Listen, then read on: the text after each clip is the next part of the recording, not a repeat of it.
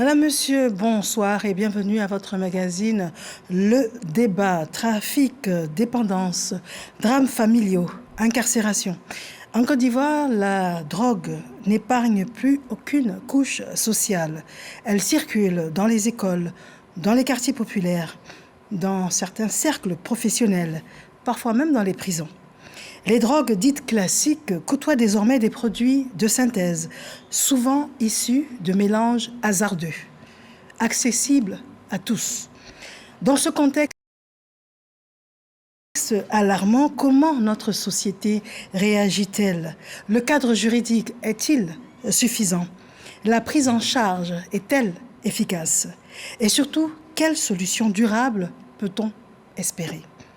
Pour en débattre ce soir, 4 invités au profil complémentaire nous accompagnent. Professeur Koumayao est avec nous. Professeur, bonsoir. Bonsoir. Vous êtes le secrétaire général du CILAD, qui est donc la structure de coordination interministérielle de la lutte contre la drogue en Côte d'Ivoire. C'est ça. Merci d'être avec nous. Merci beaucoup. Docteur Traoré Didiata. Docteur, bonsoir. Bonsoir. Vous êtes enseignante-chercheur en criminologie. Vous êtes experte en problématiques de drogue et de criminalité. C'est ça, merci. Monsieur Ghislain Koulibaly, Bonsoir. vous êtes, bonsoir, sociologue, beaucoup de spécialités, mais notamment pour ce soir, spécialiste des comportements à risque chez les jeunes et dans les milieux urbains. C'est bien cela. Et puis, monsieur Seringuessan Samuel est avec nous. Monsieur, bonsoir. Bonsoir. Vous êtes président du groupe de plaidoyer Phoenix. C'est cela. Et vous êtes également acteur communautaire engagé dans l'accompagnement des usagers de drogue. C'est cela. Madame, messieurs, merci d'être avec nous ce soir. Comme à l'accoutumée, nous avons un premier élément de reportage. Ça va être un état des lieux. Et c'est signé Siaka Kone. En Côte d'Ivoire, la question de la prolifération et de la consommation de la drogue se pose avec acuité. Aucune tranche de la population ivoirienne n'échappe désormais à ce fléau en pleine expansion. La situation est alarmante, donc il va falloir mettre tous les moyens à disposition de ceux qui doivent le faire, ceux qui peuvent le faire, pour ramener peut-être, certains qui y sont ramenés à la raison et leur montrer les conséquences de la consommation de la drogue. Aujourd'hui, le mal fait tomber les barrières géographiques internes, toujours avec pour épicentre le district autonome d'Abidjan. Et puis on va parler du centre-ouest, un peu dans la zone de l'Ogue du Bois. Au centre-ouest, qui est pratiquement à 188 km d'Abidjan, par la porte de Ndoussi et Tchassali. Et cette zone, en plus de la production agricole, il y a l'opaillage illégal. Donc autour de tout ça, il y a le trafic. L'Est ou bien le centre préfèrent cultiver. Tous les secteurs d'activité sont concernés. Cependant, les cibles les plus touchées sont les élèves et les étudiants. Les types de drogues les plus consommés restent le cannabis, suivi de la cocaïne, du crack, du tramadol détourné de son usage médical, mais aussi des produits artisanaux comme le Kadhafi aux effets dévastateurs. Si les fumoirs classiques étaient facilement repérables par le passé, aujourd'hui, les choses semblent avoir évolué. Maintenant, les gens utilisent des résidences privées, meublées. Ils utilisent des chambres d'hôtel, des paliers pour pouvoir consommer, faire leur commerce de drogue. Mais vous trouverez toujours des fumoirs sur le long des rails, dans des broussailles, dans des maisons inhabitées, dans des terrains vagues, dans des ravins, dans des maisons abandonnées. Et quand vous détruisez un fumoir, quelque temps après, ça va se reconstituer parce qu'ils sont très mobiles. Autre fait marquant ces dernières années, une banalisation et une féminisation de la consommation et de la distribution de ces produits illicites. Aujourd'hui, la drogue et autres stupéfiants circulent partout et se retrouvent dans des endroits inimaginables. Dans les écoles et universités, dans les domiciles, à l'insu parfois des parents, dans les entreprises, dans les quartiers. Face à cette situation, le gouvernement ne cesse de multiplier les saisies et renforcer la sensibilisation. Nous sommes de retour en studio. Nous adressons aux téléspectateurs qui nous font l'amitié de nous suivre ce soir. Le QR code est à votre disposition. Il va s'afficher d'un moment à l'autre sur l'écran. On vous demande simplement d'avoir des phrases courtes, précises et concises pour que l'on puisse prendre le maximum de préoccupations et puis que nos différents experts sur le plateau puissent répondre à vos différentes questions. Alors, première des choses, que pensez-vous de l'élément de reportage que nous venons de vous diffuser? Je commence par vous, professeur. Merci beaucoup, Madame Touré. L'élément que nous avons vu, M. Mbra Kofi et Dr Kofi, ça dépeint la réalité de la situation. Et M. Mbra Kofi a essayé de situer, si vous voulez, les zones selon lui, en parlant du lot du bois, mais ce n'est pas la seule zone. Il faut reconnaître que le cannabis est une plante tropicale et sous les tropiques, partout ça pousse. Et aujourd'hui, parfois avec la mévente de certains produits, et surtout que c'est un cycle court, parce que la plantation du cannabis, quand vous la semez, 3 mois après, vous avez des feuilles qui sont en maturité qu'on peut vendre. Donc tout de suite, ça permet. Ce qu'il a dit, c'est pas exhaustif. Non, c'est pas exhaustif. C'est pas exhaustif parce que partout. Et puis il y a ce que nous recevons aussi des pays de la sous-région. Parce que souvent les usagers des drogues vous disent que le cannabis qui vient du Ghana est plus intéressant que le cannabis qu'on trouve en Côte d'Ivoire. Donc c'est pour dire qu'il y a l'internationalisation dans l'usage de la drogue et qui fait que, en tout cas, ce qui a été dit, ce qui a été présenté aussi par Dr Kofi, c'est la réalité. Les zones de consommation qu'on appelle les fumoirs, il y en a un peu partout. Il y a des fumoirs des riches et puis il y a des fumoirs des pauvres, si je peux le dire ainsi. D'accord, très bien. Alors, docteur Traoré, il y a un passage particulier qui vous interpelle dans cet élément? Oui. Surtout au sujet des fumoirs, parce que cela a fait l'objet de la rédaction de ma thèse. Et je peux dire que c'est une réalité, surtout à Abidjan, et ça prend de l'ampleur même. Le phénomène s'étend à peu près au centre, à l'ouest, et ça s'étend sur toute l'étendue du territoire. Et ça interpelle la population parce que ce n'est pas seulement une consommation liée à l'individu, mais les répercussions sont aussi des répercussions qui atteignent les populations. Donc il y a un volet sécuritaire qu'il faut prendre en compte dans toute cette analyse-là. Je vous remercie. Alors, M. Ghislain Coulibaly, quel est votre sentiment? Oui, le reportage il est complet.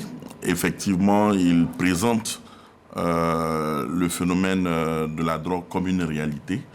Et dans son élément, il est revenu sur ce qu'il a appelé le fléau en pleine expansion. Bon, j'aurais aimé qu'on puisse justement donner quelques statistiques, notamment en 2010, quel était le niveau de consommation. Aujourd'hui, nous sommes en 2025.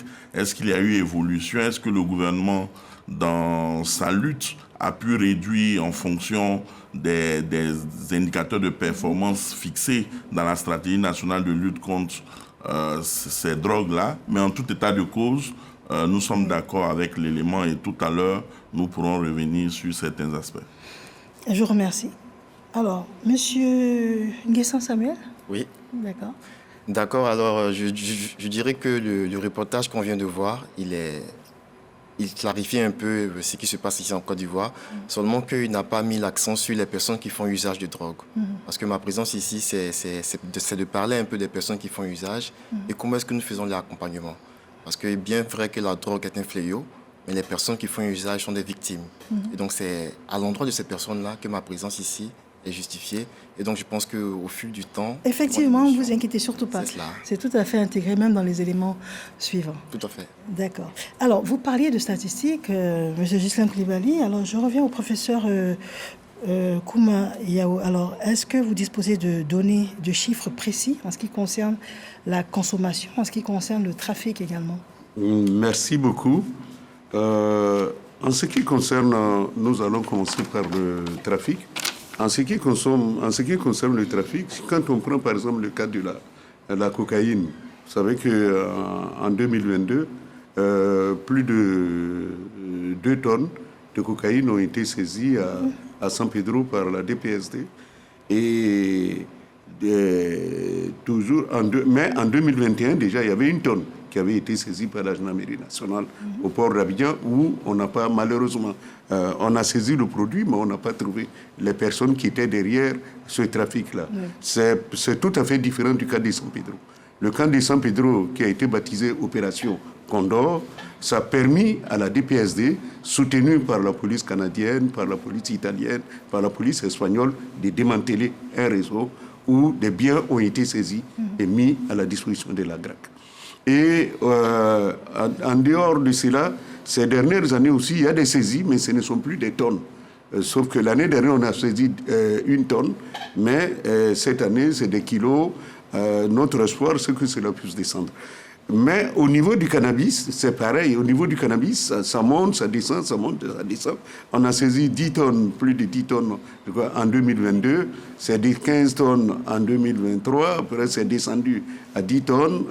Et en 2024, on doit être aussi à 10 tonnes. Par contre, les médicaments détournés de leur usage, les PM-KIF, là, c'est vraiment un tonnage important. Le tonnage de l'année dernière, on était à 412 tonnes qui ont été saisies. Surtout, la douane fait un travail formidable sur les frontières avec les scanners, parce que l'État du Côte d'Ivoire a mis à la disposition des douanes ivoiriennes des scanners qui permettent alors de scanner même les camions qui ont des doubles fonds dans lesquels on a... On va voir ça parce que c'est un gros travail de synergie. Oui, en tout cas, il y a un gros travail de synergie qui est fait. Maintenant, au niveau des personnes, des usagers... Au niveau des usagers, comme vous le dites, puisqu'on a des centres d'accueil, comme le centre de Casa, qui est un baromètre vraiment très bien pour nous.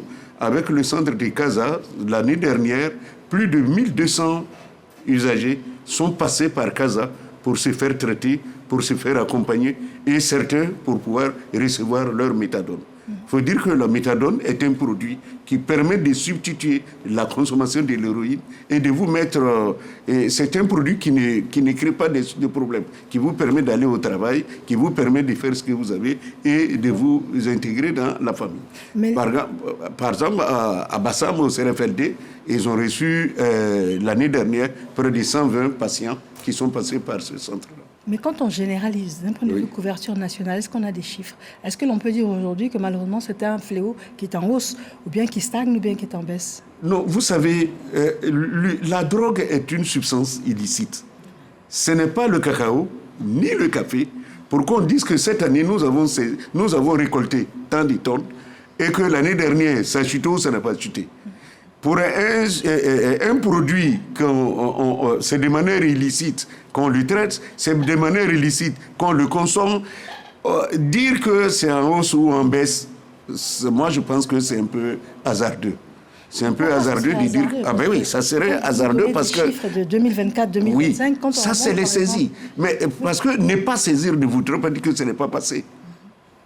Parce que je vous donne un exemple. Non, quand on parle d'estimation, on parle de ce que vous avez saisi. Ce que vous avez vu, on ne peut pas parler de ce que vous n'avez pas vu. Oui. Donc, par rapport à ça... Ce qu'on n'a pas vu, c'est vrai, mais ça doit... Il y a des signaux qui doivent nous inquiéter. Quand je dis il y a des signaux qui doivent nous inquiéter, il y a eu, par rapport à l'opération Omnion, il y a dernièrement la Colombie qui vient de saisir un semi-submersible. Un semi-submersible, c'est un engin qui peut prendre jusqu'à 3 tonnes de cocaïne et qui est doté d'antennes Starlink, qui peut donc voyager depuis les côtes colombiennes jusqu'à l'Afrique sans conducteur, donc guidé depuis la Colombie. Donc vous voyez que là, la couleur, parce qu'il y a un des submersibles qui a échoué. On n'a pas de chiffres précis, on a juste des estimations. Non, on a des estimations. On a des estimations, on n'a pas de chiffres précis pour vous dire que voilà les chiffres, voilà tant de consommateurs que nous avons. Même l'étude biocomportementale qui a été menée par Médecins du Monde, qui nous dit qu'il y a 6000 injecteurs à Abidjan et la zone d'Abidjan. C'est une étude qui a été faite. Ce n'est pas une étude qui est précise, qui définit qu'il y a 6000. Au-delà des 6000, il y en a plus.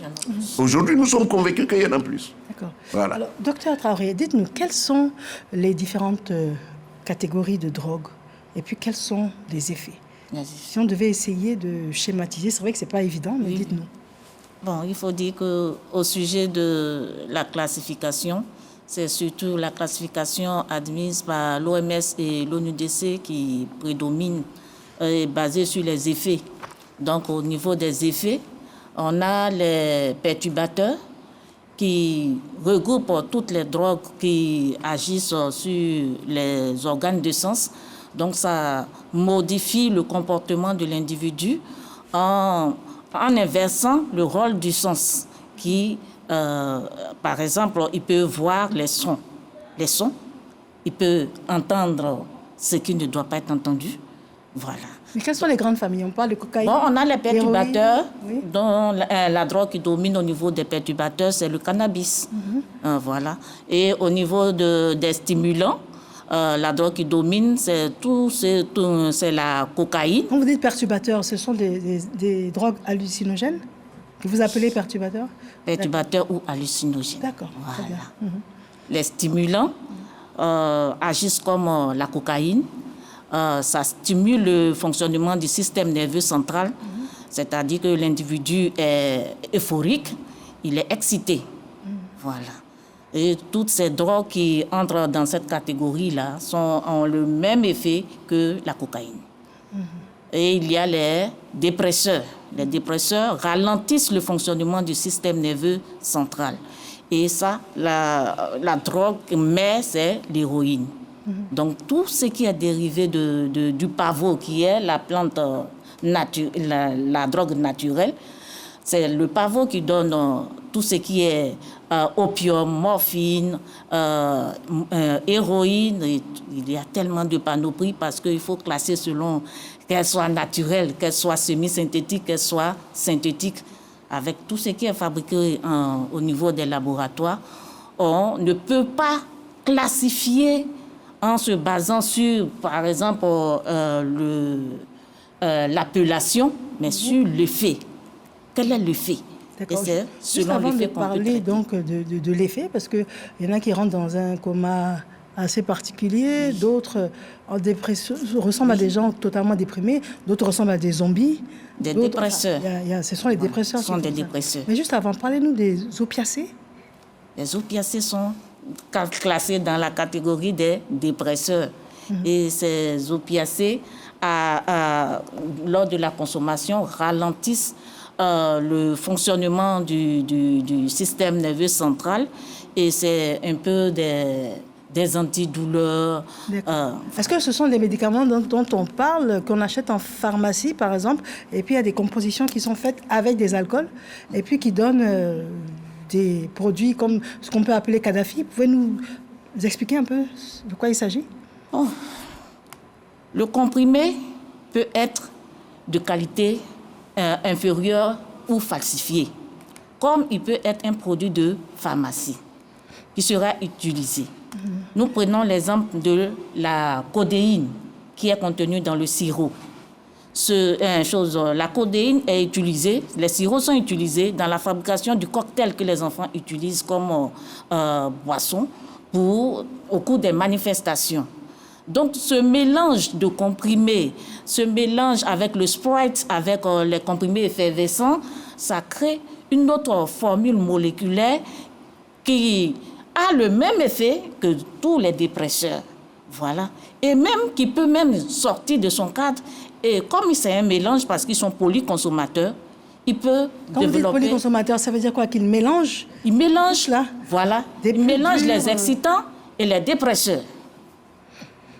D'accord. Ce qui fait qu'on ne peut pas contrôler même le traitement quand il s'agit des polyconsommateurs.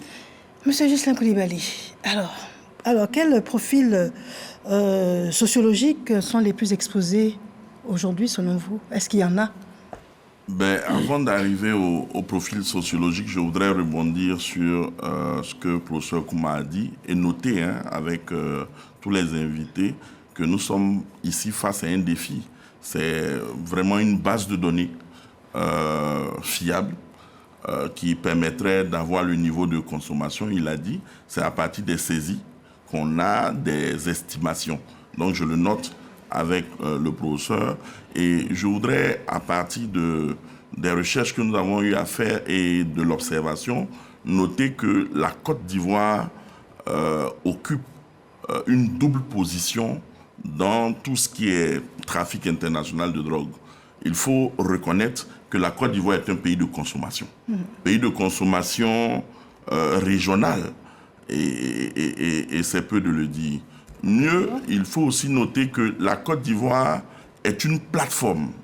C'est une plateforme de transit majeure pour des flux vers l'Amérique latine et d'Asie à destination de l'Europe, de l'Amérique du Nord et tous les marchés domestiques africains. Parlant de saisie rapidement, je voudrais dire que quand on regarde les données que nous avons, quand vous prenez de 2010 jusqu'à maintenant, on ne peut pas dire que la consommation est restreinte au niveau, par exemple, d'Abidjan. Ce que je note, c'est un maillage. On a la consommation de drogue un peu partout sur l'ensemble du territoire. Quand vous prenez, par exemple, 2010 à Grand Bassam, on avait saisi déjà 2 tonnes en 2010. Quand vous prenez 2015 Boaké, on avait 30 kg qui avaient été saisis. Quand vous prenez San Pedro, vous savez que San Pedro, on a un port stratégique. Et tout à l'heure, le professeur le notait tantôt, c'était 2 tonnes de cocaïne pure, mais qui correspondent à 41 milliards. Voyez-vous. Et quand vous regardez Fekese, Dougou, Man, donc c'est partout. Ce que je voudrais noter, c'est qu'aucun profil n'y échappe. Quand vous prenez la classe aisée, elle n'y échappe pas, et le professeur lui-même l'a reconnu. On a des fumoirs de riches, on a des fumoirs de pauvres. Et pour nous, c'est ce qu'on appelle la consommation récréative ou festive. Voyez-vous. Et donc, on a ceux qui sont aisés, donc la société élitiste. On a aussi les élèves, les étudiants, malheureusement, qui sont dans des révisions, qui sont dans une spirale studieuse. Oui. Malheureusement, ils mobilisent souvent ces drogues-là pour être performants et rester concentrés, selon eux. Donc, on a aussi ce type de profil. On a ceux qui sont dans le secteur informel, oui, qui sont au charbon et dans les petits métiers. Comment on dit, ils se stimulent. Ils se stimulent, c'est le bon mot. Ils se stimulent. Et ceux-là, du secteur informel, n'y échappent pas. Et on a aussi, malheureusement, ceux qui sont au chômage. Oui. Donc, les personnes qui sont au chômage, qui ont peut-être travaillé et qui ont perdu leur emploi, ou ceux-mêmes qui sont diplômés et qui n'ont jamais eu d'emploi. Donc, ces personnes-là peuvent être sous stress, sous pression de l'emploi, et ça a donné à la consommation également de la drogue. Donc, voilà rapidement ce que je peux dire. Mais aujourd'hui, du point de vue du prisme genre, les hommes et les femmes touchent à la drogue. On parlait d'un élément de féminisation, donc personne n'y échappe. Et même les personnes âgées n'y échappent pas. Oui, dans mes recherches, j'ai vu jusqu'à 64 ans. Ben oui, on peut avoir les statistiques. Quand vous prenez de 15 à 30 ans ou de 15 à 64 ans, en tout cas, ce sont des catégories qui n'y échappent pas et qui sont dans la consommation. Vous, monsieur Nguessan Samuel, vous êtes un acteur terrain, acteur communautaire sur le terrain. Alors, 2 questions à vous poser. Quand vous êtes sur le terrain, qu'est-ce que ces personnes vous disent par rapport à leur premier contact avec la drogue? Et puis, comment vous les trouvez? Quel genre de drogue, généralement? Et puis, où est-ce que vous intervenez? Est-ce que c'est Abidjan, alentour? Est-ce que vous sillonnez la Côte d'Ivoire? D'accord. Merci pour l'occasion que vous me donnez. D'abord, avant de répondre à votre question, il est très important pour moi de replanter encore le décor, parce que quand on parle de drogue, c'est important de savoir qu'est-ce qu'on appelle la drogue. Parce que c'est vrai, on parle de drogue, mais l'alcool aussi fait partie de les drogues. Mais ici, on parle de drogue illicite. Parce qu'il faut comprendre les choses. Quand les choses sont bien comprises, je pense que ceux vers qui on adresse les soins essaient de faire la part des choses. Donc, l'alcool qui est consommé, qui est légal, est une drogue. Sauf que l'alcool est une drogue licite. Et donc, en dehors de l'alcool, il y a la marijuana, le cannabis, l'héroïne, la cocaïne, qui sont des drogues illicites. Alors, nous, dans nos actions, nous allons vers des personnes qui ont eu à faire l'usage de drogue et qui manifestent le besoin d'être accompagnés.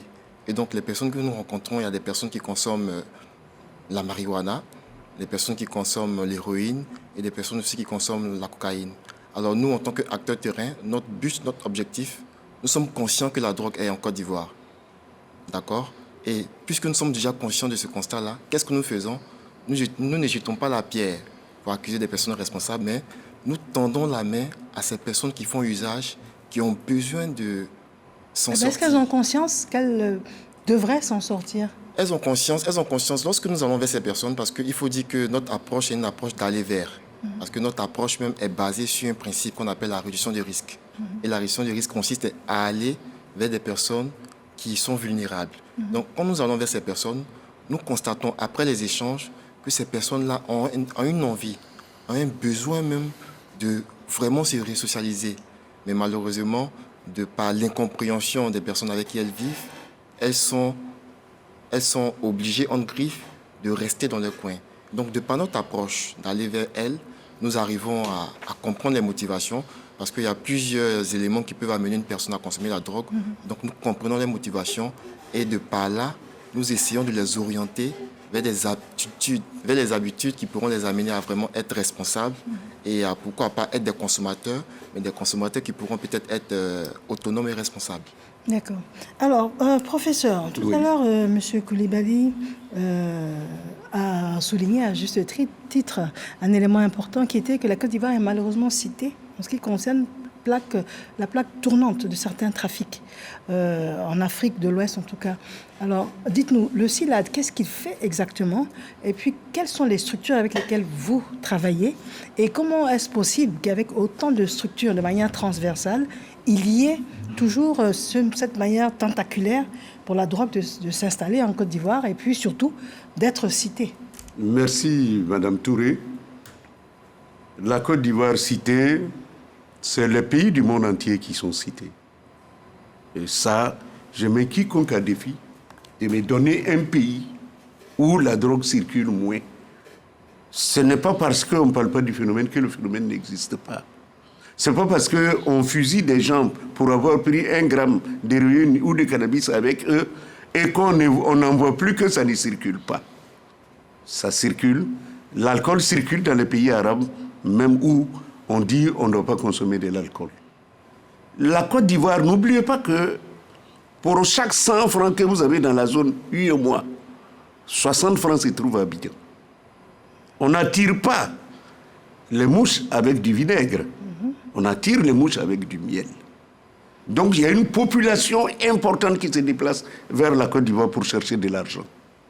Si 60 francs sur 100 francs se trouvent en Côte d'Ivoire, pour les 8 pays de l'UEMOA, je vais où? La tendance est d'aller vers Abidjan. Et aujourd'hui, je vais dire que vous avez des pays comme le Libéria, la Guinée, la Sierra Leone. Il y a un submersible qui a échoué en Sierra Leone. L'avion qui a atterri, le Boeing 737 qui a atterri dans un désert, il n'y a pas de désert en Côte d'Ivoire. C'était au Mali. C'est pour vous dire que tous les pays sont des pays à risque. L'année dernière, on a pris 4 fûts de 200 litres de pâte de coca dans un pays de la sous-région, pas loin de la Côte d'Ivoire. La pâte de coca. Donc ce n'est pas la cocaïne. C'est-à-dire quoi? On envoie maintenant la pâte de coca, certainement en Afrique, pour le transformer avant de le faire remonter par l'Europe. Parce que si c'est de la cocaïne, on peut prendre. Mais la pâte n'est pas stigmatisée par la loi. Donc c'est pour vous dire que la Côte d'Ivoire, ne pensons pas que la Côte d'Ivoire est le seul pays où on a les soucis, où on a, tout à l'heure il a parlé d'orpaillage. L'orpaillage qui conduit en même temps le phénomène de l'usage de la drogue. Partout, il y a l'orpaillage aujourd'hui, dans tous les pays de la sous-région. Donc partout, il y a l'orpaillage. Ce sont des trafics associés. Donc c'est bien, il y a des médicaments d'orpaillage. Oui, forcément c'est associé. Et les médicaments, là où nous avons fait le plus de saisies en matière de médicaments contrefaits, c'est la frontière nord et la frontière ouest de la Côte d'Ivoire. Ça rentre de la Guinée, ça rentre du Burkina Faso. Les douanes ivoiriennes peuvent témoigner ce qui est fait. Et alors, au niveau du CILAD, nous travaillons avec les structures qui ont été mises en place par l'État du Côte d'Ivoire. Dr Kofi en a parlé tout à l'heure dans son reportage. On travaille avec la DPSD, qui est la police des stupéfiants et des drogues, avec la gendarmerie, avec les douanes ivoiriennes, avec la marine, avec les eaux et forêts. Et il y a des unités qui ont été créées pour lutter, parce qu'aujourd'hui, la lutte, c'est la lutte contre la drogue et les crimes associés. Parce que forcément, quand il y a... Pourquoi ils font le trafic des drogues? Pour de l'argent. L'argent, on l'utilise comment? Il faut le blanchir. Et pour le blanchir, c'est un crime. Alors, comment on lutte contre? Ça, les structures, l'UCT, qui est l'unité de lutte contre la criminalité organisée, et la cellule aéroportuaire anti-trafic sont là pour lutter contre. En plus, nous avons mis en place des stratégies. Il y a 2 documents stratégiques qui ont été faits. Oui. Il y a la stratégie nationale de lutte contre la drogue, qui est le PNI, le Plan national intégré de lutte contre la drogue. Elle a participé à son écriture avec Dr Kofi. Et puis, il y a la stratégie nationale de lutte contre la criminalité transnationale, organisée aussi, qui a été mise en place pour pouvoir voir quels sont les crimes qui sont associés au trafic de drogue. Parce que généralement, quand on fait du trafic de drogue, quand on coince trop le dealer, il passe au trafic d'or, de métaux précieux, il passe au trafic de bois, il passe au trafic comme on appelle, les crimes phoniques. Donc, voici. Et le CILAD coordonne ses activités. Il y a aussi les opérations éperviers qui sont menées par la police nationale pour pouvoir traquer les criminels. D'accord. Alors, toutes ces structures, oui. Y a quelque chose qui me dérange dans ce que vous dites, oui. C'est qu'on comprend bien, on a l'impression que vous cherchez à expliquer le fait que la Côte d'Ivoire soit citée parce que c'est une terre d'accueil, parce qu'il y a beaucoup d'étrangers qui viennent également, parce que la densité de la population est importante. Est-ce que cela justifie le fait que ce soit tentaculaire? Non, je ne justifie pas. Je ne justifie pas le fait que ça y est là. Mais la drogue est aussi vieille que le monde. Le cannabis a toujours existé. Le bat dans nos villages a toujours existé. Et le bat que vous connaissez, c'est les aubergines sauvages là, sont connues. C'est des drogues qui sont utilisées lorsqu'on doit danser le goumé. Et voici, je ne justifie pas, mais il ne faut pas se dire, il ne faut pas se faire harakiri. Moi, c'est ce que je veux dire. Il ne faut pas se faire harakiri pour dire que nous sommes le seul pays où les choses ne vont pas. Et ça, ailleurs, c'est aussi pareil. Je me retrouve je serai au Botswana à la fin du mois avec les autres collègues. Mais on a les mêmes soucis. On a les mêmes soucis dans tous les pays de la sous-région. D'accord, vous voulez réagir? Mais notre port, n'oubliez pas que le port d'Abidjan, je viens s'il vous plaît, n'oubliez pas que le port d'Abidjan est le plus grand port d'Afrique de l'Ouest et le 2e plus grand port d'Afrique. Et si c'est le plus grand port, où on peut passer pour cacher quelque chose, voilà pourquoi le ministre, le général des corps d'armée, Vagondo, a décidé de mettre en place une nouvelle unité au port d'Abidjan qui est l'UPAT, l'unité portuaire anti-trafic, qui va être en interagence parce que chaque unité a une spécialité de travail. Les douaniers pour le contrôle des conteneurs, les policiers et les gendarmes sont des OPJ. Donc voilà, tout cet ensemble va permettre encore de lutter de meilleure manière contre le phénomène. D'accord. Oui, ce que je voudrais dire, c'est que cette émission a une visée pédagogique. Ce que nous sommes en train de faire, c'est permettre aux téléspectateurs de bien comprendre ce que nous disons, les messages que nous passons, pour qu'on soit dans la prévention. Ce que je voudrais noter à la suite du professeur, c'est qu'aujourd'hui, quand on regarde la Côte d'Ivoire, c'est vrai que j'ai dit c'est une double position dans le trafic international, mais c'est un corridor. La Côte d'Ivoire est un corridor ouest-africain. Si vous regardez les chiffres, environ 40 tonnes de cocaïne transiteraient annuellement le long de la côte atlantique au niveau de l'Afrique de l'Ouest. Voyez-vous? Et c'est la loi de l'offre et de la demande. On a l'impression qu'en Côte d'Ivoire, la demande est forte. La demande est forte au point où aujourd'hui, on se retrouve avec de nouvelles concoctions.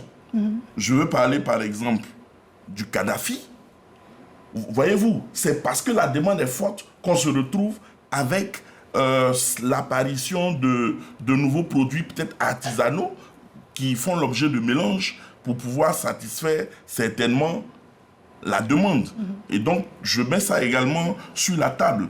Ce que nous constatons, c'est qu'au niveau du tramadol et dérivés, on a environ, quand vous prenez l'Afrique, dont la Côte d'Ivoire, ces pays-là concentrent 90% de saisie mondiale de tramadol.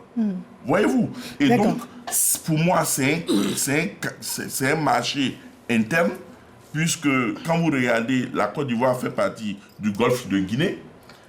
On a la montée du terrorisme, de l'extrémisme violent. À côté, on a le Burkina, le Mali, le Niger et autres. Et donc, je pense que ces pays qui sont en proie à la déstabilisation avec les hommes avec nos frontières qui sont poreuses, effectivement, on peut avoir circulation de drogue et on ne fait que constater que malheureusement, même si le phénomène il est mondial, en Côte d'Ivoire, c'est une plaque tournante et c'est inquiétant. Et quand on connaît les effets nocifs de la drogue. D'accord. Alors, vous allez avoir la parole tout à l'heure, mais nous allons passer à la deuxième partie donc, de cette émission. Nous allons parler du cadre juridique et puis institutionnel. Ce sera l'occasion pour nous de revenir sur cette loi qui a été modifiée en 2022. Et puis également sur le SILAD et puis les différentes structures. C'est un élément signé Siaka Kone. Face à la prolifération de la drogue, la Côte d'Ivoire s'est dotée d'un dispositif structuré avec à sa tête le SILAD, le comité interministériel de lutte anti-drogue, sous l'autorité du ministère de l'Intérieur.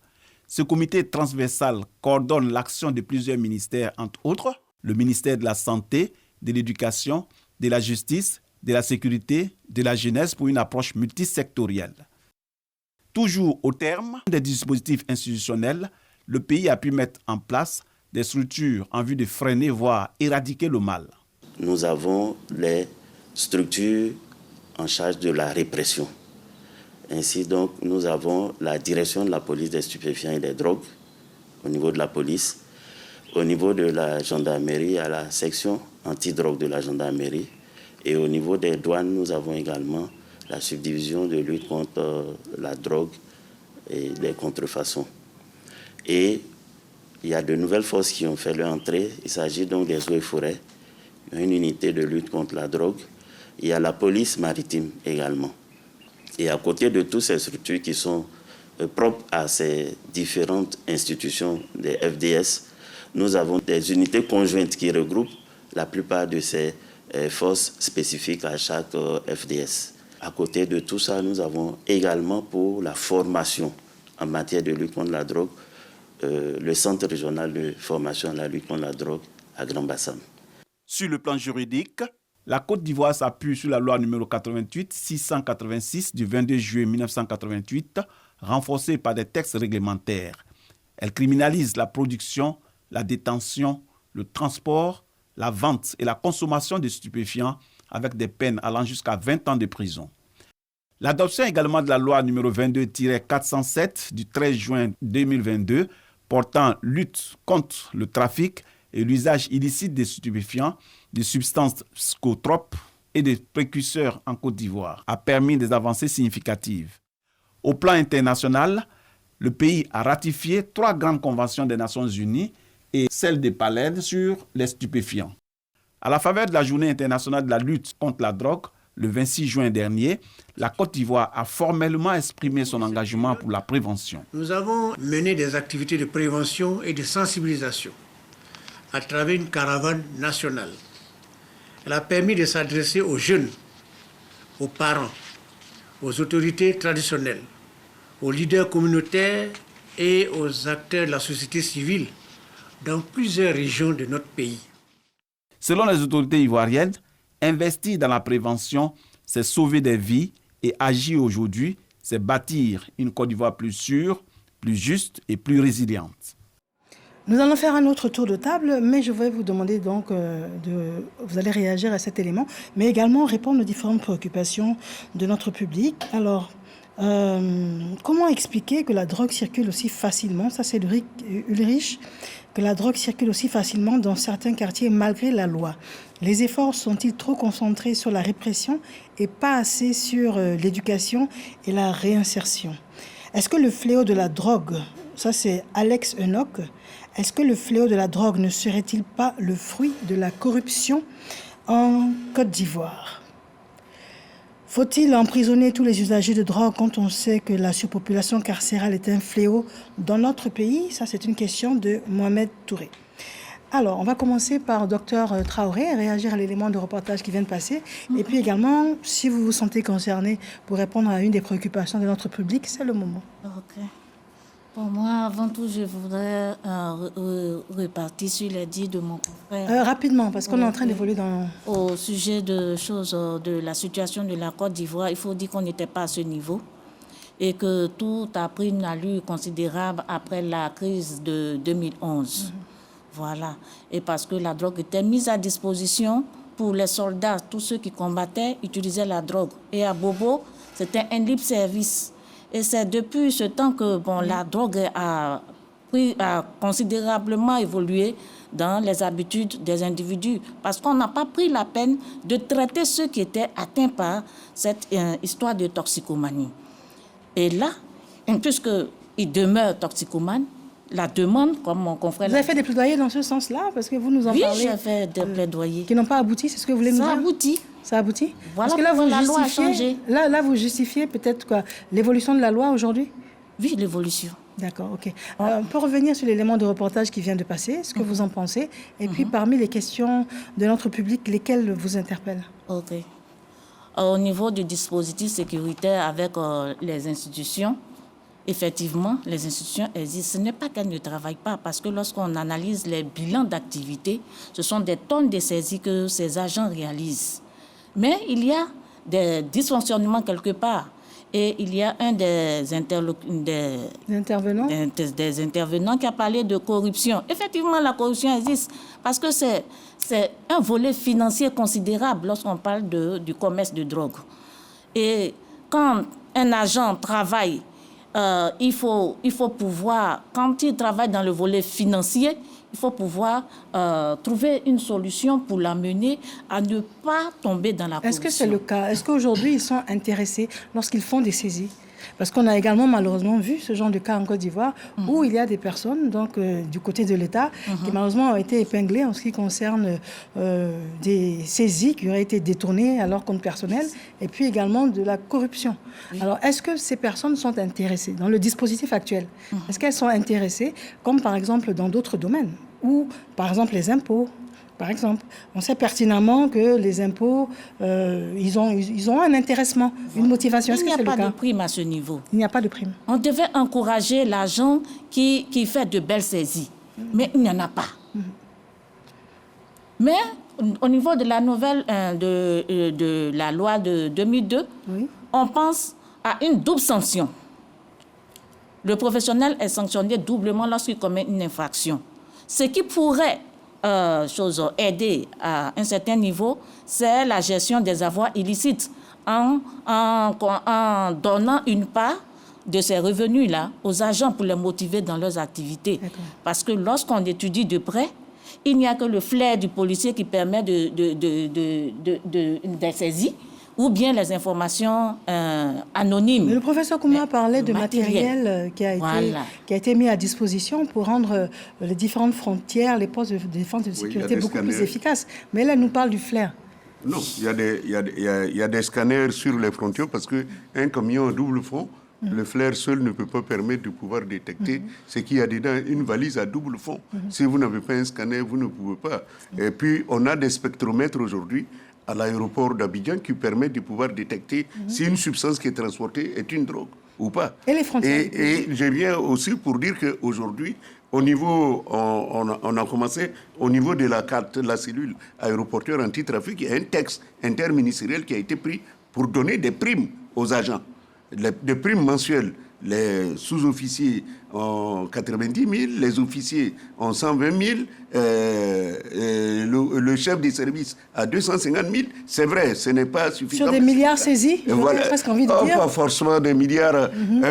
N'oubliez pas que c'est des saisies mortes, comme disent les douaniers. C'est des saisies mortes parce qu'on ne vend pas la drogue. Vous saisissez de la cocaïne, c'est pour brûler. Par contre, si j'ai saisi du cacao, l'État récupère, j'ai saisi de l'anacarde, l'État récupère et revend, et met l'argent dans les caisses. C'est entendu. Monsieur, vous voulez réagir? Oui, effectivement, j'ai voulu réagir. Questions posées et puis à l'élément de reportage. Tout à fait, j'ai voulu réagir parce que ma présence ici, ça justifie un peu les personnes qui font usage, c'est-à-dire qui sont des victimes. Parce que c'est vrai, la drogue circule, on dit, on fait des saisies, mais il y a des personnes en Côte d'Ivoire qui font usage de drogue. Et il y a des personnes aussi, en faisant usage, ils sont problématiques, c'est-à-dire l'usage les amène à avoir des problèmes. au niveau sanitaire, au niveau socio-professionnel et au niveau psychologique. Et donc moi, ce que je peux dire ici, c'est que en Côte d'Ivoire, c'est une fierté pour moi d'être ivoirien, d'être en Côte d'Ivoire, parce que l'État ivoirien fait beaucoup d'efforts, parce que la loi de 88 qui était répressive à celle de 2022, qui permet à la personne qui fait usage de drogue, qui permet aux familles qui ont un proche ou un parent qui est usager de drogue, de pouvoir être rétabli de sa situation d'usager de drogue et pouvoir s'insérer. Donc moi, je peux dire que actuellement, il faudrait que nous jetons un regard sur ces personnes-là qui sont dans les ghettos. Alors, ça tombe bien, je vous interromps. Quand vous dites jeter un regard sur ces personnes-là, c'est ce que nous avons fait. C'est une immersion, c'est un reportage en immersion signé Davis Oyo. Savoir comment ça se passe, qu'est-ce qu'ils vivent.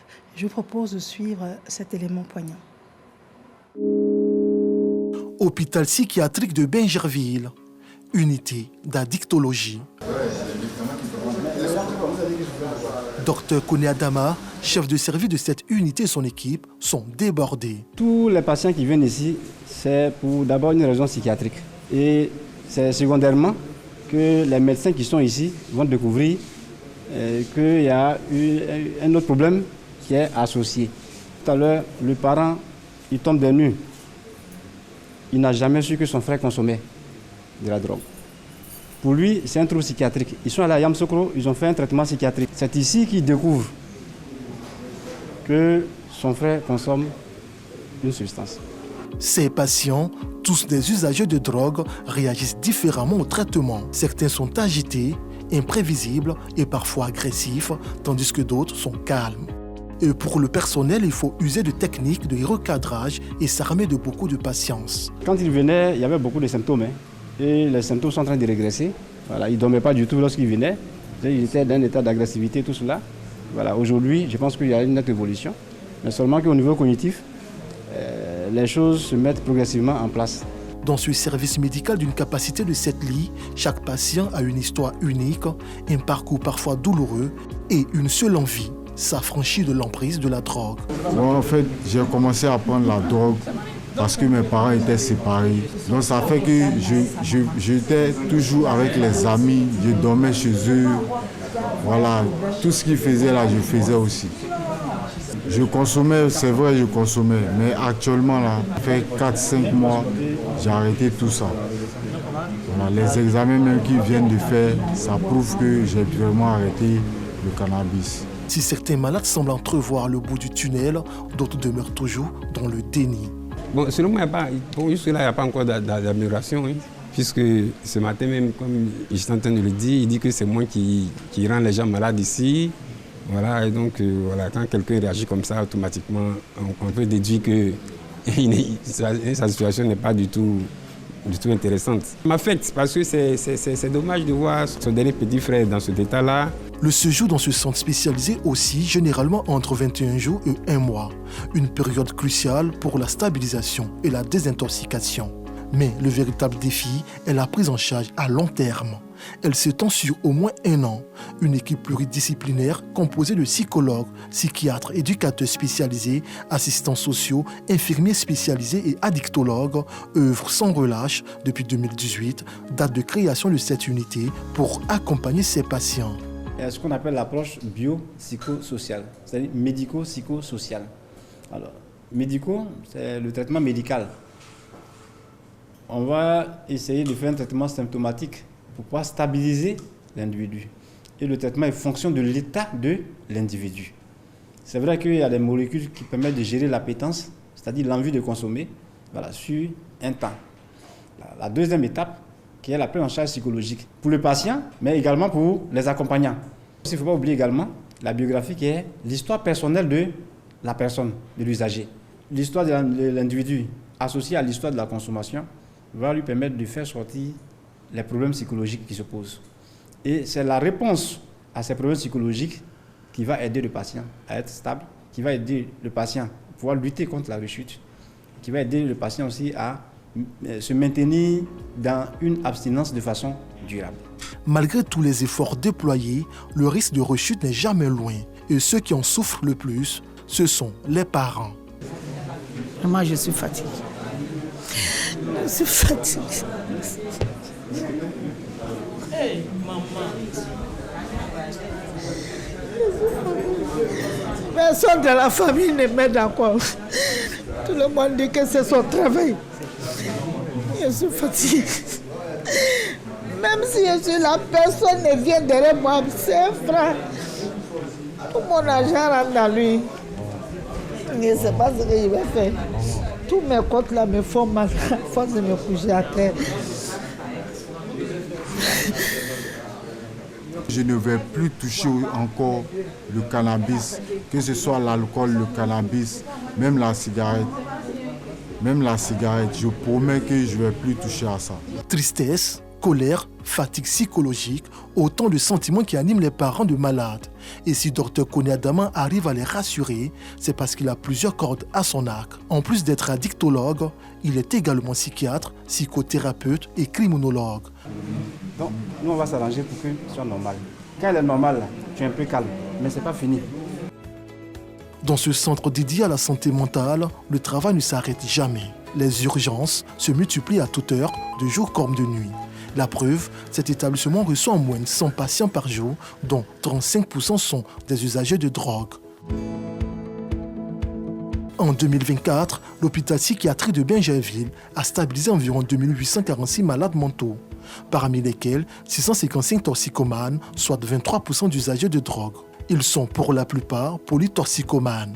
Malgré ces chiffres, le défi majeur pour l'hôpital reste leur réinsertion sociale. Alors, vous avez beaucoup de choses à dire sur le plateau ce soir, surtout après cet élément-là. Mais vous aviez la parole, je vous la redonne. Mais juste avant, la loi du 13 juin 2022, donc, qui a vu les modifications et tout, je souligne juste le fait que l'usager, avant, on l'appelle le patient aujourd'hui. Oui. Je souligne également le fait qu'avant, on parlait de répression seule et qu'aujourd'hui, on parle de santé, de prévention et on propose des alternatives. Et puis, avant, il y avait peu de coopération. Aujourd'hui, il y a une coopération internationale étendue. Et puis, pour finir, on parlait de réduction, on ne parlait pas de réduction de risque. Aujourd'hui, c'est l'option de prise en charge et de réduction des dommages. Donc, on réalise qu'il y a de la bonne volonté, qu'il y a des choses qui ont été faites. Maintenant, je vais vous demander d'avoir l'esprit de synthèse, de revenir sur les éléments de reportage que l'on a vus, sur votre expérience terrain, pour nous faire... pour votre tour de table. D'accord, merci. Moi, je pense que d'abord, la présentation de l'émission, de ce qui vient de passer est bonne, mais j'aurais souhaité que le reportage se fasse au CASA, parce que le CASA existe depuis 2018. Et au CASA, des personnes usagères de drogue, sans même flouter leur image, allaient se présenter et allaient dire qu'elles étaient usagères de drogue, mais en suivant le programme que l'État ivoirien a mis à leur disposition, elles arrivent à être autonomes. Parce que montrer des personnes au centre, à l'hôpital psychiatrique, ça dénote un peu l'effort que l'État ivoirien est en train de faire à l'endroit des personnes usagères de drogue. Parce qu'il y a des personnes qui consomment la drogue, mais qui ne sont pas problématiques. Il y a des personnes qui consomment la drogue, qui travaillent. Donc je pense que ce reportage-là... Donc si on a bien compris, ceux qui sont à l'hôpital psychiatrique sont problématiques. Tout à fait. Et donc vous déplorez le fait qu'on ait mis l'accent sur les personnes problématiques. Tout à fait. Au lieu de nous concentrer sur des personnes qui vivent correctement avec et puis qui peuvent, à visage découvert, témoigner. Oui, je dirais ça, mais je dirais plutôt que qu'on montrait plutôt un plateau large des personnes usagères de drogue. D'accord. Parce que ce ne sont pas toutes les personnes qui font usage de drogue qui sont malades, comme on vient de présenter ici. D'accord. Mais il y a des personnes qui font usage de drogue, qui ont des problèmes, mais qui sont suivies. Donc je serais peut-être bien à l'aise si on montrait des personnes qui font usage de drogue. Il faut dire que c'est un choix éditorial que l'on a fait, c'est vrai, mais est-ce que vous n'avez pas le sentiment que cela pouvait encourager? Parce qu'on a également un rôle d'éducation. D'accord. Dès l'instant où on met l'accent sur des personnes qui vivent avec et puis qui s'en sortent et qui vont travailler, est-ce que vous n'avez pas peur justement d'induire la jeunesse en erreur? Au contraire, parce que nous, notre action est basée sur la réduction du risque. Et dans la réduction du risque, d'abord, il y a ce qu'on appelle le pragmatisme. Il faudrait accepter la réalité. Il faudrait accepter qu'en Côte d'Ivoire, il y a la drogue, il y a des personnes qui consomment la drogue. Et il y a des personnes qui consomment la drogue qui veulent l'arrêter. Et il y a des personnes qui consomment la drogue qui sont responsables. Parce que tant qu'on va nier ce qui est là, tant qu'on fera de déni, on ne va pas toucher le fond de la chose et apporter des réponses idoines. Donc je pense qu'il serait important de montrer que certes, la drogue, elle détruit, mais il faudrait quand même apporter une certaine considération aux personnes qui en font usage et non, qui c'est pas un manque de besoin. considération, c'est un choix éditorial. En tout cas, on a bien compris votre point de vue. Est-ce que vous avez une autre réaction par rapport aux réactions sur la tablette, justement? Aux réactions sur la tablette, je dirais qu'il y a quelqu'un qui a dit que est-ce qu'il fallait emprisonner toutes les personnes qui font usage? Je ne dirais pas non, je dirais même en fonction de la loi qui a été votée, les emprisonner n'est pas la solution, mais plutôt les porter assistance. Les porter assistance afin que ces personnes-là puissent vraiment, comme on le dit, être des usagers responsables. Parce que la méthadone, c'est un TSO, c'est un traitement de substitut aux opiacés. La méthadone permet à celui qui fait usage d'héroïne, qui est addict, de pouvoir, à travers sa dose qu'il reçoit, recevoir cette dose-là et pouvoir travailler. Mais par rapport aux mutations dans les changements dans la loi du 13 juin 2022, vous sentez l'effectivité sur le terrain? Oui, sur le terrain, il faut dire que moi, sur le terrain, je sens l'effectivité de ce qui est en train d'être fait. Mais malheureusement, je pense qu'avec l'apport de tous, avec l'implication de tout le monde, c'est-à-dire les autorités judiciaires, l'État ivoirien et les familles surtout, parce que les personnes que nous recevons, quand nous les laissons, elles partent à la maison. Donc il faudrait que les familles, les parents puissent s'impliquer considérablement dans la prise en charge de leurs proches que nous recevons. D'accord. Mais maintenant, c'est l'occasion de vous poser la question, est-ce qu'il n'y a pas un problème de communication? Il n'y a pas un problème de formation? Est-ce que les familles ne sont pas dans le déni? Est-ce que les familles n'ont pas abandonné? Est-ce que les familles ont le pouvoir financier également? Parce qu'il se trouve que, selon nos recherches, ce n'est pas gratuit. Ce n'est pas gratuit la prise en charge. Il faut avoir un certain niveau de vie sociale pour pouvoir... c'est entre 200 et 700 000 francs par mois pour assister. Et nos recherches également nous disent qu'on n'en guérit pas totalement, on vit avec. Donc on part sur du très long terme. Qui souhaite réagir à cela? Oui. Mariam, ce que je voudrais dire, c'est que aujourd'hui, les populations ivoiriennes sont inquiètes. Il ne faudrait pas se leurrer, sortons du déni de la réalité. Quand le téléspectateur nous dit que la drogue circule aussi facilement, c'est un sentiment. Avant et maintenant, on a l'impression que les choses ont été accélérées et qu'il y a beaucoup plus de drogue qui circule. C'est une impression, c'est une perception, peut-être. Mais c'est un cas. Ce que nous constatons également aujourd'hui, on a l'impression qu'on est dans un contexte de banalisation. Pourquoi je le dis? Est-ce que vous savez qu'une simple salutation entre des individus, il peut y avoir échange de drogue? Une simple C'est un moyen de livraison. C'est un moyen de livraison. Simple salutation. Et aujourd'hui, la drogue est dans nos quartiers. La drogue est au marché. La drogue est dans nos gares routières, en zone urbaine, en zone rurale, en zone périurbaine. La drogue est partout. Je vais vous donner, comme je suis sociologue, je vais vous donner juste quelques langages. Quand vous entendez dire, par exemple, on se retrouve à l'an 2000, vers l'entrée des blocs, ramène la goba-goba, pas la tchouk-tchouk foireuse. Donc, ils ont leur terme codifié. Donne-moi un long. Voyez-vous, quand ils vous disent, si t'es chaud, rejoins-moi, par exemple, dans tel quartier, vers PK7, sur l'as qui mène à la Riviera, ils vendent du trama à prix cassé. Donc, vraiment, aujourd'hui, dans le langage, on a l'impression que c'est quelque chose qui est accepté et drogue circulant aussi facilement, je pense que c'est dans les esprits, c'est aussi un sentiment, il faut le noter. Oui. J'ai suivi l'élément, ce qu'il faut dire, c'est que les familles sont dépassées. Les familles sont dépassées parce qu'aujourd'hui, on est à l'heure du digital, on a des enfants qui sont mieux éduqués sur la drogue que même les parents. Voyez-vous, aujourd'hui, on parle du phénomène du Kadhafi. Peu de parents savaient ce que c'était que le Kadhafi. Ils ont constaté de façon brutale l'émergence de ce cocktail, de ce mélange avec les enfants. Donc pour moi, on est dans un contexte de vulnérabilité où on a un taux de chômage élevé, on a des familles malheureusement qui ne se sont pas adaptées au digital ou aux réseaux sociaux, qui sont désemparés de cette réalité et aujourd'hui, ces personnes-là n'arrivent pas à prendre en charge le phénomène de la drogue, visiblement. Docteur Traoré, ensuite je vais donner la parole au professeur Kouma.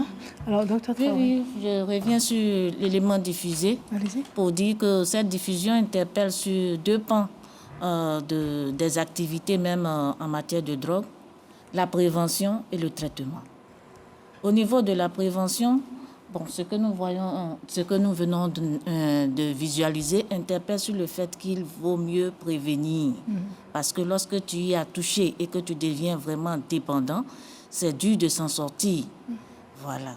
Et quand on prend le traitement, bon, la rechute fait partie de la procédure thérapeutique.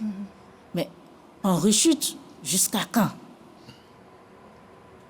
On peut se retrouver dans un cycle infernal où on chute, on se ressaisit, on chute, on se ressaisit. Mais quand on doit même subventionner, on subventionne jusqu'à quel niveau? Ça, c'est un sérieux problème aussi. Voilà. Quand on dit subvention, on parle par exemple des drogues de substitution? Drogue de substitution, comme la méthadone qui a été choisie par la Côte d'Ivoire comme drogue de substitution. D'accord. Mais dites-nous, est-ce que c'est à prendre et au fur et à mesure le poison qui est dans le corps donc, de la personne addicte c'est un sevrage progressif. C'est un sevrage progressif, mais à un moment donné, la personne n'a plus besoin de cela et puis elle retrouve une vie ordinaire. C'est ce qu'on espère. C'est-à-dire, il y a des témoignages, voilà pourquoi il évoque le cas de centre Casa. Parce qu'il y a des témoignages de personnes qui sont passées par la méthadone et qui ont pu se ressaisir aujourd'hui et qui travaillent qui n'ont plus besoin de méthadone et qui n'éprouvent plus le besoin de retourner vers les substances. C'est ce que vous nous dites? Ce n'est pas qu'ils n'ont plus besoin de méthadone, mais il y a un temps. Tout à fait. Voilà. Par exemple, je peux mettre le comprimé peut me permettre de passer peut-être une semaine sans que j'éprouve l'envie de consommer de la drogue. Et après une semaine, je vais reprendre mon comprimé et ça me relance. Et au fur et à mesure, je peux passer à 1 mois, 1 an, 2 ans. Je vais relâcher au fil du temps. Voici, c'est progressif. C'est progressif. Je peux renchérir. En fait, je vous demandais juste une demi-phrase. C'est pour ça que je vous demandais d'intervenir pendant qu'elle parlait. Ça sera quelque chose très bref, s'il vous plaît. Parce que je dois la prise en charge des personnes usagères de drogue, ce n'est pas seulement médicaments. Oui. Médicaments. Une personne peut consommer la drogue et sans prendre la méthadone, à travers un déclic, elle peut manifester le besoin d'arrêter carrément. D'accord. Très bien. Alors, avant de vous donner la parole, je vais quand même lire les préoccupations de notre public. Monsieur Raman Koulibaly, quelle est la méthode mise en place pour éradiquer ce fléau dans les écoles, hormis la sensibilisation? Monsieur Soumaoro, je veux savoir juste les stratégies pour éradiquer le fléau. Monsieur Lafile, pourquoi les agents de l'ordre visitent les fumoirs sans répression, ni saisie des drogues, mais collectent des quotas versés par les Kidam? Esprit Saint, il nous dit, est-ce possible de démanteler tous les fumoirs? N'est-il pas possible de déployer les policiers en civil dans les quartiers pour démanteler les réseaux de drogue? Face à l'ampleur de la consommation de drogue, notamment chez les jeunes, la répression suffit-elle ou faut-il repenser nos politiques de prévention et de réinsertion? Voilà, à ce stade-là. Merci beaucoup. Merci, Madame Touré.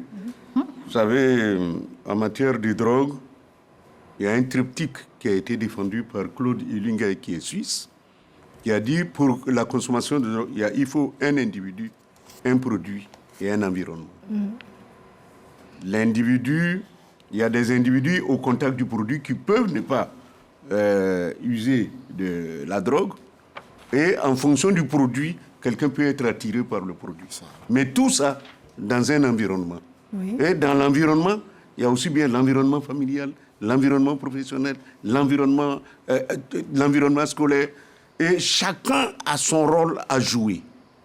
Et le premier rôle à jouer, c'est dans la famille.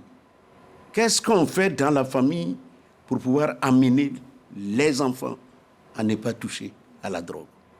Nous sommes aujourd'hui combien de parents qui connaissons les enseignants, ne serait-ce que dès l'école primaire de nos enfants?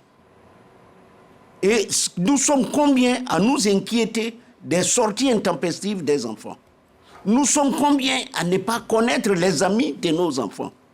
Nous sommes combien à acheter des téléphones pour des enfants qui sont déjà à l'école primaire, des Android, où ils peuvent aller partout pour voir des choses que les parents ne savent même pas? Nous sommes combien?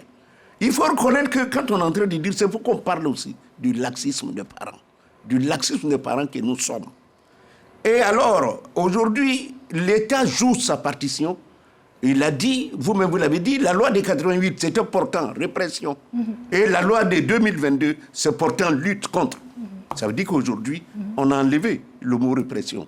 Et aujourd'hui, on a mis au centre, parce qu'il est démontré scientifiquement que l'usage des substances, l'addiction est une maladie du cerveau, parce que c'est le circuit du plaisir qui est enfermé au niveau de la tête qui entraîne les phénomènes d'addiction. Donc, c'est des jonctions neuronales là, qui entraînent les problèmes de consommation.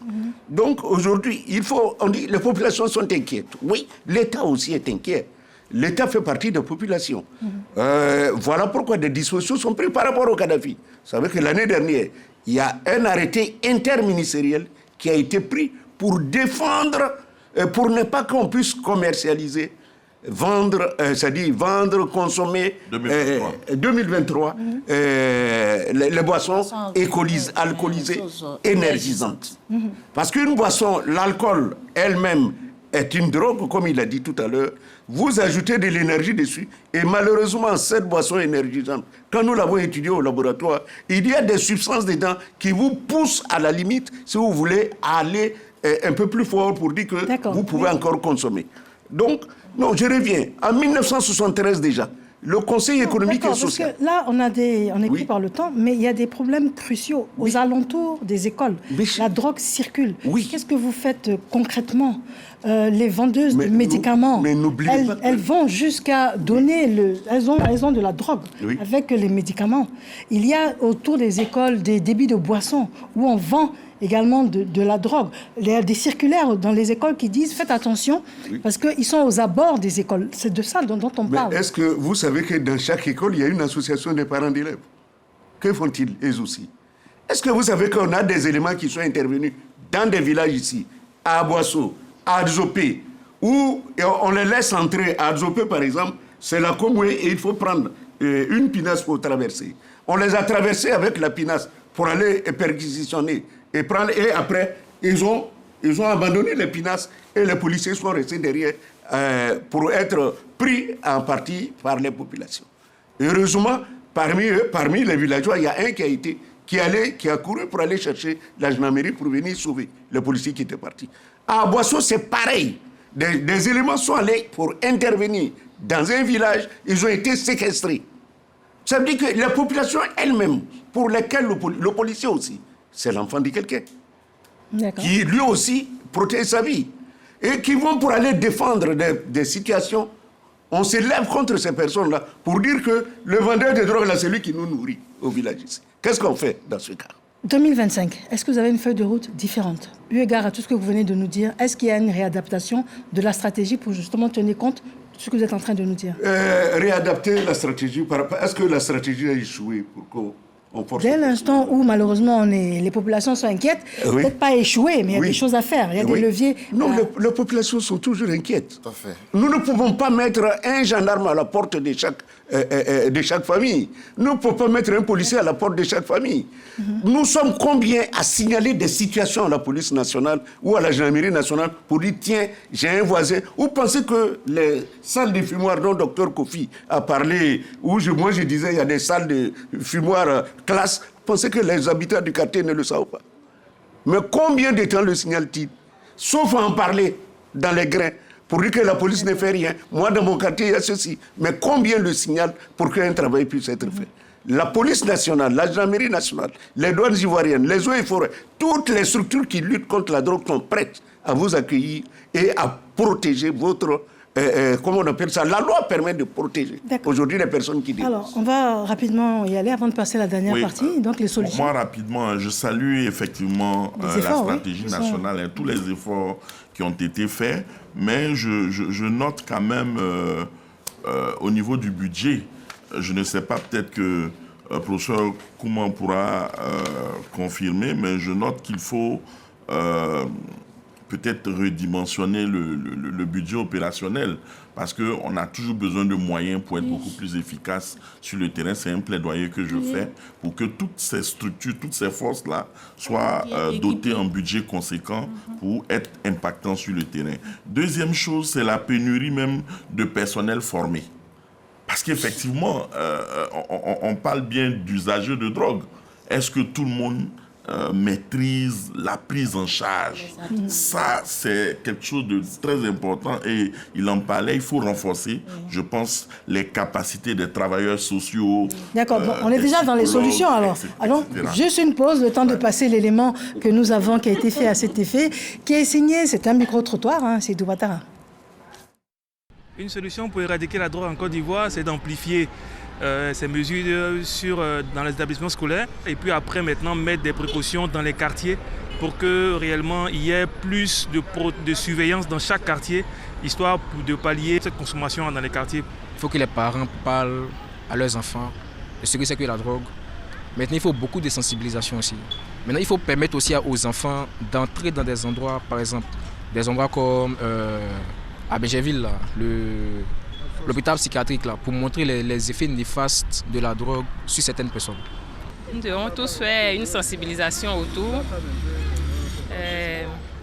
et puis encadrer ces jeunes-là pour que ce phénomène soit éradiqué. Selon moi, je préfère que l'État mette en place un projet pour les jeunes pour pouvoir avoir des activités pour faire, pour ne pas qu'ils se mènent à apprendre des choses qui ne sont pas bien.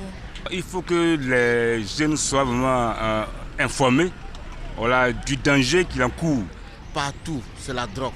Où ça quitte là, il faut qu'on bloque. Pour éradiquer la drogue en Côte d'Ivoire, il faut d'abord sensibiliser la jeunesse, ensuite les parents, pour leur montrer ce que la drogue fait, voilà.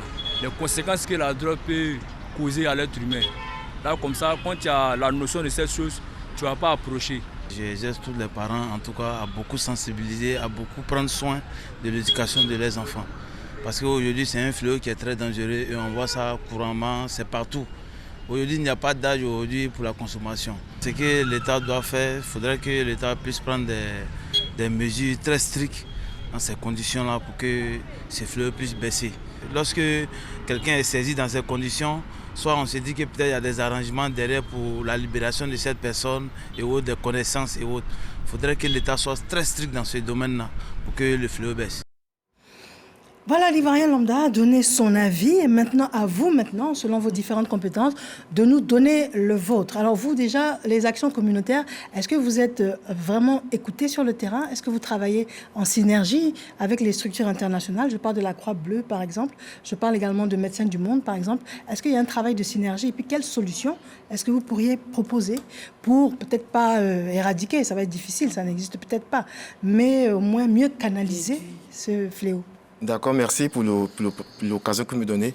Effectivement, on ne peut pas éradiquer, mais on peut contenir, c'est-à-dire on peut maîtriser un peu. Et donc moi, ce que je dis, parce que nous travaillons avec des personnes qui font déjà l'usage de drogue. Et ces personnes-là, elles font déjà l'usage. Donc qu'est-ce que nous pouvons faire? Nous pouvons aider ces personnes-là à réduire les risques liés à l'usage de drogue.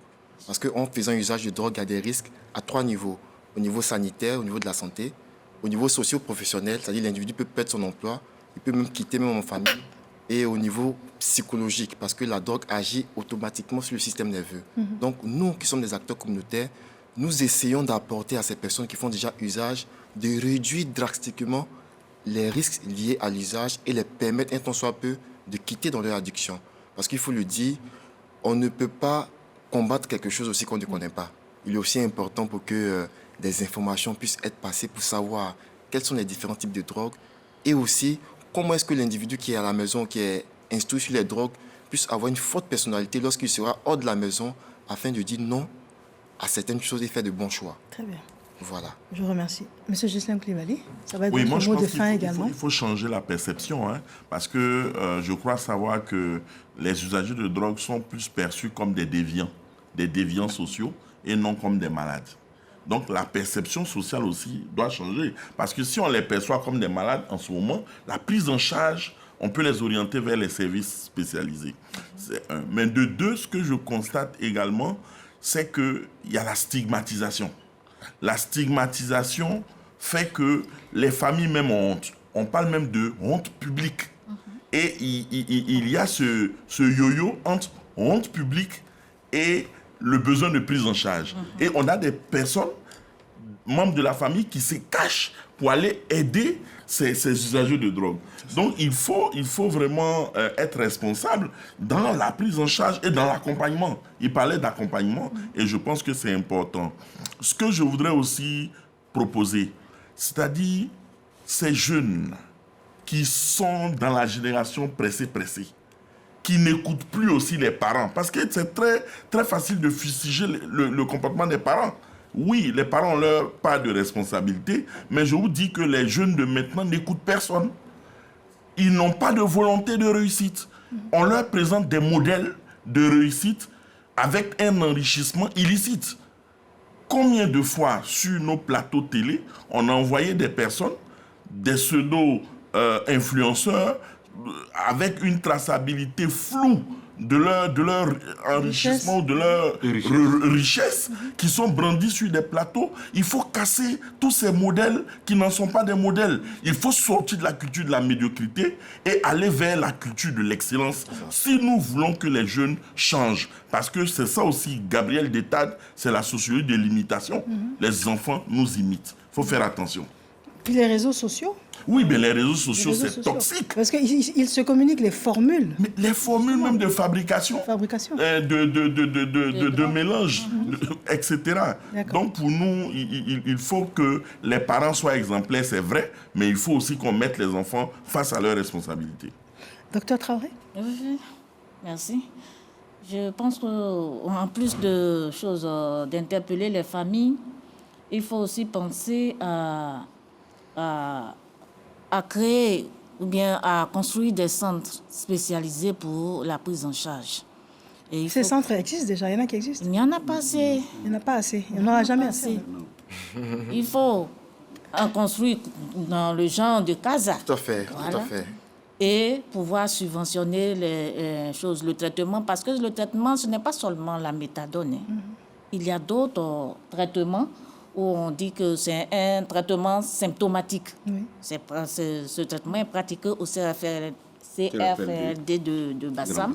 Voilà.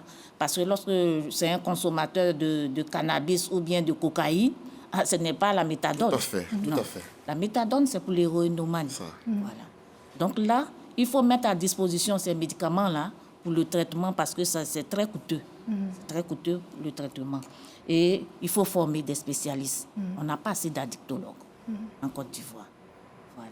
D'accord. Et puis, il faut sensibiliser. Chez moi, au niveau des établissements, il faut non seulement renforcer le contrôle, mais il y a déjà la Croix-Bleue qui intervient beaucoup dans la formation des acteurs même, de l'encadrement même des enfants, des élèves.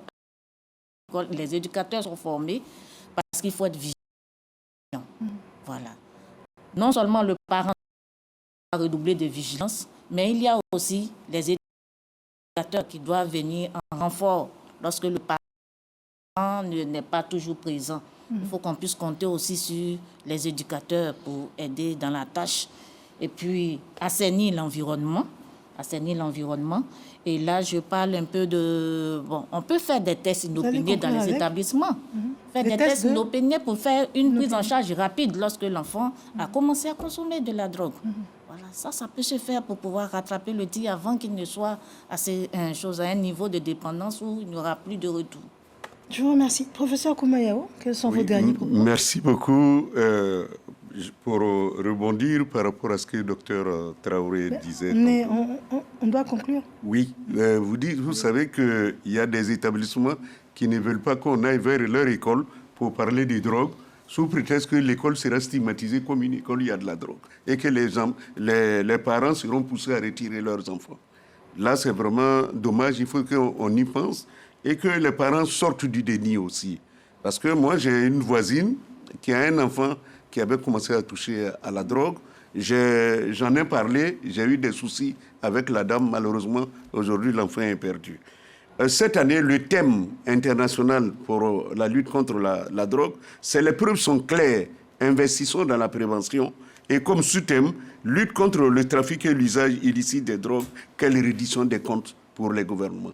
Donc pour dire que nous sommes dedans, nous sommes dans la reddition. Et alors, ce que moi je souhaite aussi, il a parlé de former les spécialistes en addictologie, former les spécialistes en reconnaissance des usagers, former les familles à reconnaître les usagers. Et nous sommes prêts au niveau du SILAD à accompagner toute administration qui va nous appeler à venir parler des drogues. Et il faut mettre l'accent sur la recherche. J'insiste, il faut mettre l'accent sur la recherche. Parce que quand un anthropologue fait sa recherche, quand un sociologue fait de la recherche, un criminologue fait de la recherche et met sur la table pour dire voilà le phénomène de la drogue, voilà ce qu'on constate, le gouvernement ne peut prendre que des décisions, mais en s'appuyant sur des faits concrets qui ont été déposés sur la table par les chercheurs. Donc il faut donner un peu plus de moyens aux chercheurs, aux universités, aux centres de recherche, afin que des études soient menées dans le domaine de la... Il faut signaler aussi que l'OSN accompagne, l'Office du service civique accompagne les usagers. Je vous remercie infiniment, Madame, Monsieur, de nous avoir suivis. Merci à nos différents intervenants sur le plateau Support Don't Punish. Donc il faut soutenir et non pas réprimer. C'est ça. En conclusion, nous allons dire que la drogue détruit des vies, c'est certain, mais le silence et l'inaction en détruisent encore plus. Si la consommation progresse, c'est que les réponses doivent être adaptées, renforcées et humanisées. Ce soir, nous avons relancé l'alerte. À chacun maintenant d'agir à son niveau. Madame, Monsieur, infiniment merci de nous avoir suivis. Bonsoir.